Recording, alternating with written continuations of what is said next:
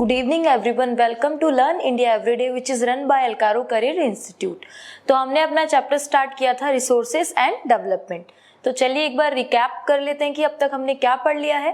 तो last videos के अंदर हमने पढ़ा था what is the definition of resources, resources हम कहते किस हैं। उसके बाद में हमने पढ़ा था कि इसका क्लासिफिकेशन क्या क्या होता है और किस किस बेसिस पे इसका क्लासिफिकेशन होता है। उसके बाद में हमने पढ़ा था कि जो लैंड हमने स्टार्ट किया था उनकी वैल्यूज को पढ़ना, कि जो लैंड है वो किस तरीके से हम उसको यूटिलाइज करते हैं, उसका पैटर्न कैसा होता है। अगर आपने अभी तक ये वीडियोस नहीं देखे हैं तो please go and check the last video, तो आपके डाउट्स क्लियर हो जाएंगे। So let's start today's class. आज की क्लास में हम बात करेंगे, जैसा कि हमने लास्ट क्लास में थोड़ा सा पढ़ा था, अबाउट दी लैंड।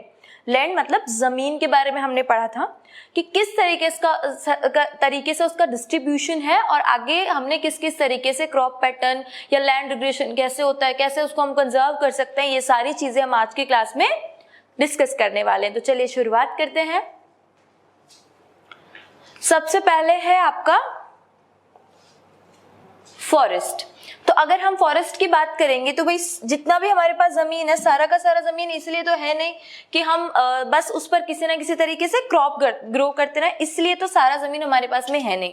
सारा जो कल्टीवेशन के लिए हमने यहाँ पर रखा हुआ नहीं है कि हर तरीके से आधी जमीन पे कल्टीवेशन होता है, कुछ जमीन पे उसके बाद कंस्ट्रक्शंस होता है, फैक्ट्रीज बनती है, हॉस्पिटल्स बनते हैं, अपार्टमेंट्स बनते हैं, मॉल बनते हैं, रेस्टोरेंट बनते हैं, पार्क बनते हैं, बहुत सारी चीजें बनती है। तो कहने का मतलब यही है कि सारी चीजें जो है, या सारा जितना जमीन है, लाइक इंडिया के पास 3.28 मिलियन स्क्वायर किलोमीटर जमीन है, इतना इंडिया कवर करती है पूरे वर्ल्ड का। तो इसका ये मतलब नहीं है कि सारी की सारी जगह हम क्या करें, सिर्फ क्रॉप को कल्टीवेट करें। This is not possible. हमें एक फिक्स परसेंट दिया गया है कि दिस इज द परसेंट जिसपे आप ग्रो कर सकते हो, इस तरीके से। दूसरा जो अनकल्टिवेटेड लैंड है, मतलब जो जिसपे आप कर ही नहीं सकते हो, वो ऑलरेडी अनकल्टिवेटेड है। ग्रेजिंग लैंड, ग्रेजिंग से मीनिंग क्या होता है, आपके जो कैटल है वो ग्रेज करते हैं, जब वो जगह एक प्लेस से जाके दूसरी जगह पर ग्रेज करते हैं, प्लेस पे वहां पर जो छोटी छोटी ग्रास होती है उसको वो खाते हैं, उसे हम ग्रेजिंग कहते हैं। तो वो परमानेंट है, मींस उस जगह को बनाया इसीलिए गया कि वहां पे जो एनिमल्स क्या करेंगे, ग्रेजिंग करेंगे। तो वहां पे कल्टीवेशन पॉसिबल आपका नहीं है।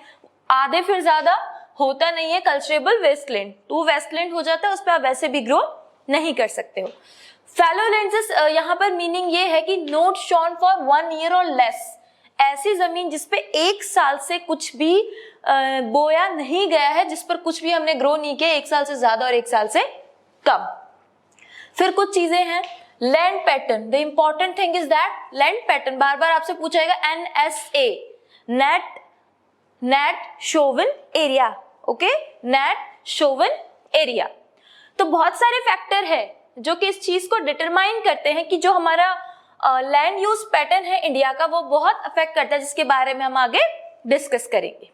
तो जैसे मैं आपको बता चुकी हूं, यहाँ पर टोटल ज्योग्राफिकल एरिया कितना है, 3.28 million square kilometre. 3.28 million square kilometre, ये पूरे इंडिया की जमीन है, 3.28 मिलियन स्क्वायर किलोमीटर। तो इसके अकॉर्डिंग अगर हम देखें, इसके अकॉर्डिंग हमें कितना परसेंट मिला हुआ है जिस पर हम सिर्फ क्रॉप को ग्रो कर सकते हैं।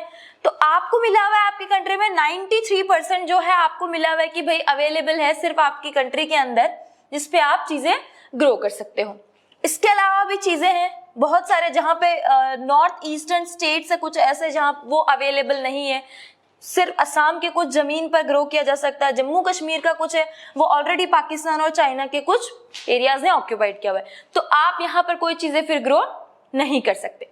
आगे अगर हम बात करेंगे तो भारत का जैसे जैसे चेंज टाइम हुआ, चेंज आगे बढ़ता गया है, तो जो पैटर्न है वो ऑटोमेटिकली चेंज हो चुका है, क्योंकि जो परमानेंट पैस्चर लैंड था वो डिक्रीज हो चुके हैं, मतलब वो घट चुके हैं, वो बड़े नहीं है, वो कम हुए। हमने देखा था कि जो एक फिक्स परमानेंट था जो कि सिर्फ गेजिंग के लिए था, वो अब थोड़ा सा रिड्यूस हो चुका है। लेकिन एक ये भी बात है कि सॉइल, जो कि एक बहुत ही इंपॉर्टेंट रिसोर्सेज होता है क्रॉप ग्रो करने के लिए, उसको बीज को बोने के लिए सबसे इंपॉर्टेंट रिसोर्सेज आप बोल सकते हो।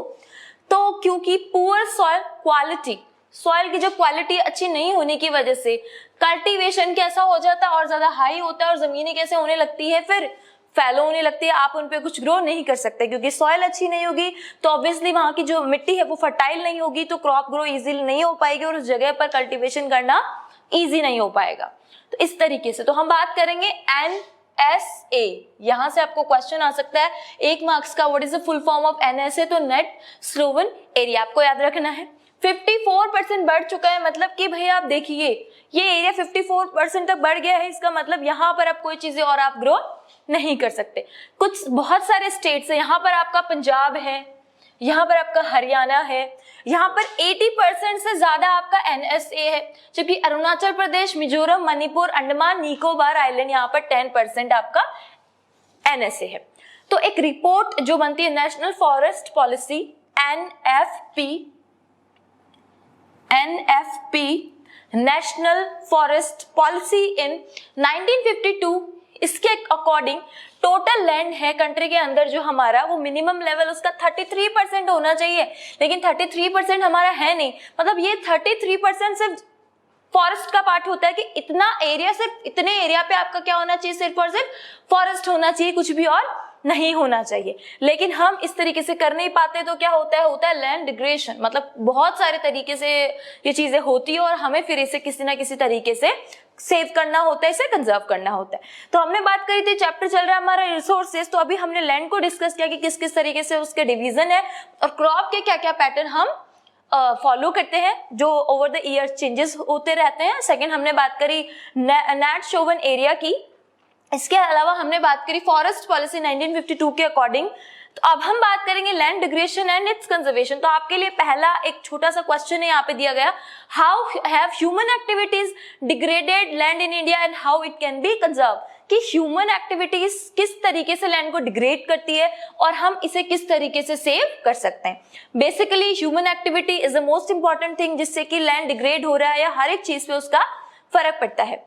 तो भाई लैंड डिग्रेडेशन का मतलब क्या है, डिग्रेड, चीज की कीमत कम होना। तो लैंड डिग्रेडेशन का रेफर करता है reduction in the productivity of cultivable land, जहां पर मतलब आप ग्रो कर सकते हो उस एरिया की जो परसेंटाइल है वो रिड्यूस हो रहा है। इसका मतलब अगर आपके पास 50% था जमीन सिर्फ क्रॉप ग्रो करने के लिए, अगर वो 25% रह रहा है, इसका मीनिंग क्या हो रहा है कि आपकी प्रोडक्टिविटी हो रही है वो क्या हो रहा है, उसका रिडक्शन हो रहा है, वो रिडक्ट हो रही है। इसे हम बोलते हैं लैंड डिग्रेडेशन। यहाँ पे बहुत सिंपल है कि just because of human activities जो हमारे लिए कल्टीवेबल प्लेस है, कल्टीवेबल प्लेस जो है वो रिड्यूस हो रहा है धीरे धीरे करके, तो इसको हम बोलेंगे क्या, लैंड डिग्रेडेशन। लैंड डिग्रेडेशन ये एक चीज होती है जिसको आप जान गए हैं।